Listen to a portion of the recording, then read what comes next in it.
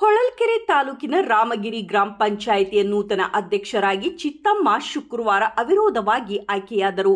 ಈ ಸಂದರ್ಭದಲ್ಲಿ ಉಪಾಧ್ಯಕ್ಷರಾದ ಯಶೋದಮ್ಮ, ಚುನಾವಣಾ ಅಧಿಕಾರಿಗಳಾದ ವಿಶ್ವನಾಥ್ ಹಾಗೂ ಶ್ರೀಮತಿ ದೀಪಾ, ಪಂಚಾಯಿತಿಯ ಸರ್ವ ಸದಸ್ಯರು ಹಾಗೂ ಗ್ರಾಮ ಪಂಚಾಯಿತಿಯ ಅಭಿವೃದ್ಧಿ ಅಧಿಕಾರಿಗಳಾದ ಮಹೇಶ್, ಕಾರ್ಯದರ್ಶಿ ಸಿದ್ದಪ್ಪ ಸೇರಿದಂತೆ ಪಂಚಾಯಿತಿಯ ಸಿಬ್ಬಂದಿಗಳು ಹಾಗೂ ಗ್ರಾಮಸ್ಥರು ನೂತನ ಅಧ್ಯಕ್ಷರಿಗೆ ಹೂವಿನ ಹಾರ, ಶಾಲು ಹಾಕಿ ಅಭಿನಂದಿಸಿದರು.